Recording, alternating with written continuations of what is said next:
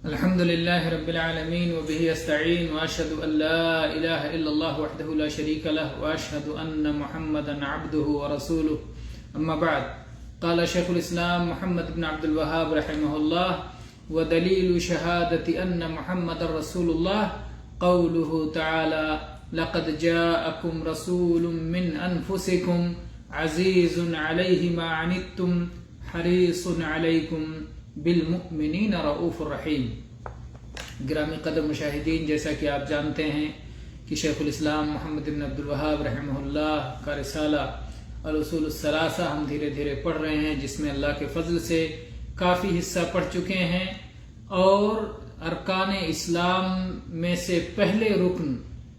شہادتین، دو گواہیاں، اس پر گفتگو ہو رہی ہے۔ آپ جانتے ہیں کہ اشہد اللہ الہ الا اللہ اور اشہد ان محمد رسول اللہ، یہ دو گواہیاں ہیں، دونوں کو ایک رکن رکھا گیا، دو الگ الگ رکن کیوں نہیں قرار دیا گیا؟ اس لیے کہ دونوں کو ایک ساتھ ماننا ضروری ہے۔ کسی بھی عمل کی قبولیت کے لیے اگر یہ دونوں ایک دوسرے سے الگ کر دیے جائیں تو عمل قبول نہیں ہوگا، جب تک کہ عمل میں اخلاص نہ ہو، جو لا الہ الا اللہ کے معنی میں ہے، اور اس میں رسول صلی اللہ علیہ وسلم کی متابعت، پیروی اور اتباع نہ ہو، تو وہ عمل مردود ہوگا۔ تو کسی بھی عمل کی قبولیت کے لیے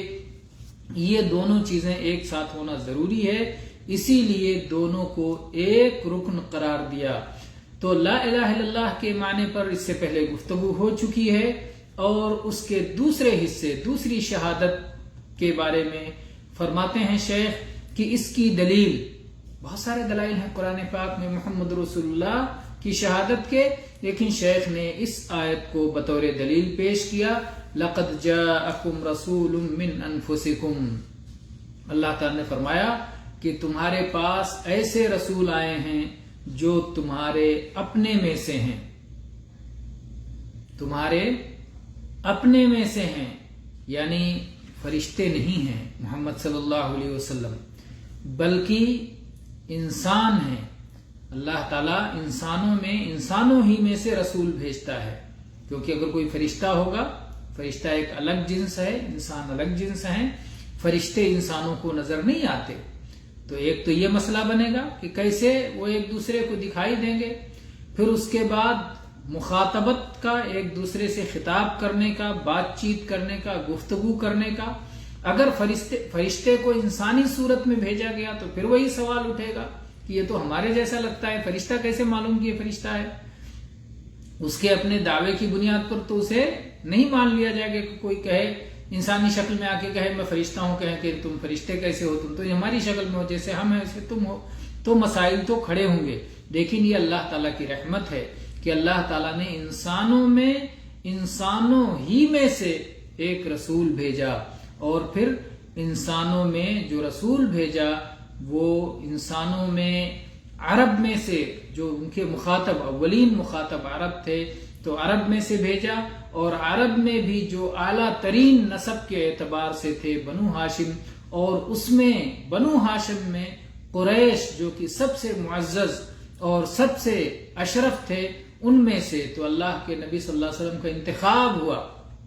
عالم انسانیت میں منتخب ترین، چیدہ ترین محمد رسول اللہ صلی اللہ علیہ وسلم کی شخصیت تھی۔ اللہ تعالیٰ نے آپ کو انتخاب کر کے بھیجا۔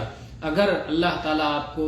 یوں ہی نبی بنا کے بھیج دیتا کہ لوگ آپ کو پہچانتے نہیں ہوتے، آپ کا ملک نہیں جانتے، آپ کا شہر نہیں جانتے، آپ کا قبیلہ نہیں جانتے، آپ کے خاندان کو نہیں جانتے، تو کیسے آپ کو لوگ سچ مانتے، کیسے آپ کی تصدیق کرتے؟ لیکن 40 سال تک آپ لوگوں کے درمیان رہے، اور یہ زندگی لوگوں کے لیے بطور دلیل، بطور نمونہ آپ پیش کرتے تھے۔ آپ کہتے تھے کہ میں تمہارے درمیان ایک زندگی گزار چکا ہوں، تم نے میری سچائی کو، میرے اعتماد کو، میرے جو ہے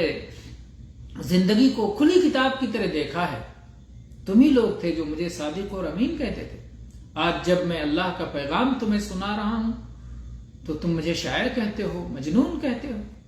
تو محمد رسول اللہ صلی اللہ علیہ وسلم انہی لوگوں میں سے تھے جن سے آپ مخاطب تھے،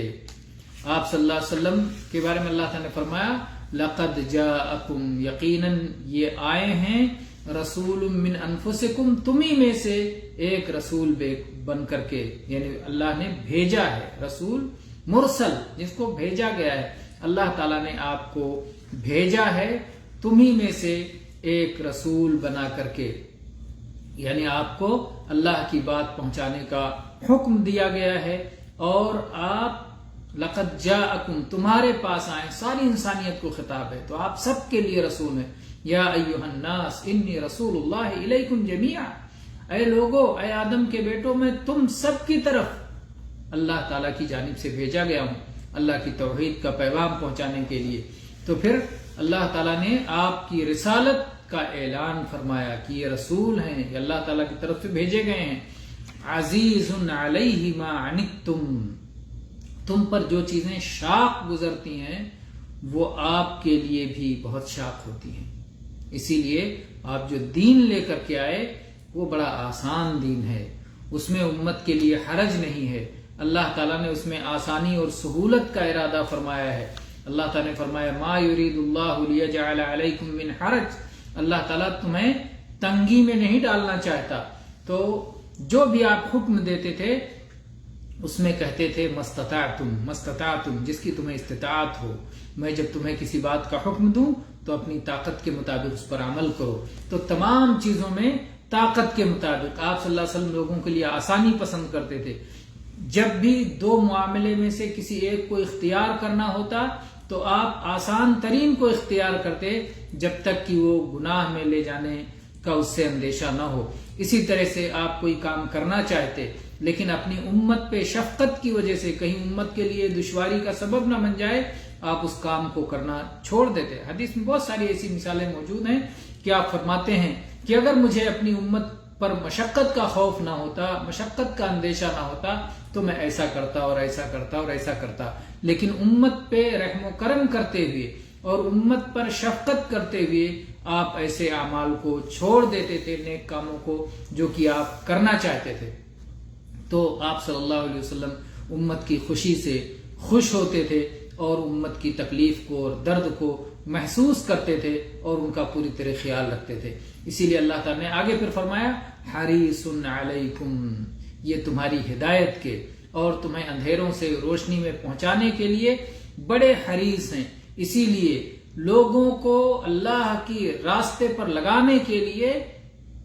انہیں دعوت دینے میں کیسی کیسی مشقتیں اٹھاتے ہیں، یہاں تک کہ اللہ تعالیٰ بار بار آپ کو تسلی دیتا لعلک باخع نفسک الا یکونوا مؤمنین، اگر وہ ایمان نہیں لاتے تو کیا آپ اپنے آپ کو ہلاک کر ڈالیں گے؟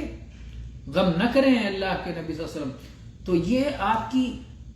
انتہائی درجے کی ہمدردی تھی، خیر خواہی تھی امت کے ساتھ کہ آپ پریشان رہتے تھے کہ لوگ جہنم کی راہ پہ کیوں جا رہے ہیں، لوگ آگ میں کیوں کودے پڑ رہے ہیں، لوگ اپنی مشقتوں اور پریشانیوں کو کیوں اختیار کر رہے ہیں، لوگ سعادت کی راہ کو کیوں نہیں اپناتے، لوگ جنت کے راستے پر کیوں نہیں آتے۔ تو آپ ہمیشہ ان کی خیر خواہی میں لگے رہتے تھے۔ تو اللہ تعالیٰ نے فرمایا حریص علیکم، تمہاری ہدایت کے بڑے حریص ہیں، وبالمؤمنین رؤوف الرحیم، اہل ایمان پر بڑے مہربان اور بڑی رحمت والے ہیں۔ اللہ تعالیٰ نے آپ کی رحمت کو بیان کرتے ہوئے ایک اور آیت میں فرمایا فَبِمَا رَحْمَةٍ مِّنَ اللَّهِ لِنْتَ لَهُمْ وَلَوْ كُنْتَ فَظًّا غَلِيظَ الْقَلْبِ لَانفَضُّوا مِنْ حَوْلِكَ، یہ اللہ کی رحمت ہے کہ آپ ان کے لیے نرم ہیں۔ اگر آپ سخت خو ہوتے، اگر آپ سخت دل ہوتے تو لوگ آپ کے کنارے سے بکھر گئے ہوتے اور کوئی آپ کے پاس نہیں رکتا، لیکن اللہ کے نبی صلی اللہ علیہ وسلم اہل ایمان کے لیے نہایت نرم تھے، نہایت محبت کے ساتھ، کشادہ دلی کے ساتھ، احسان و لطف کے ساتھ، نہایت توجہ کے ساتھ ان کا خیال رکھتے تھے۔ تو اس آیت میں آپ دیکھیں کہ اللہ تعالیٰ نے 5 صفات کا ذکر کیا ہے۔ پہلی صفت یہ ہے کہ وہ تمہیں میں سے ہیں، تم جیسے انسان ہیں، تم جیسے عربی ہیں اور تم جیسے تمہارے اندر سے ہیں، اللہ تعالیٰ نے تم میں سے ان کا انتخاب کیا ہے۔ دوسری چیز یہ کہ تمہاری مشقتوں کو وہ اپنے، تمہاری مشقتوں کو پر انہیں تکلیف ہوتی ہے، تمہاری مشقتوں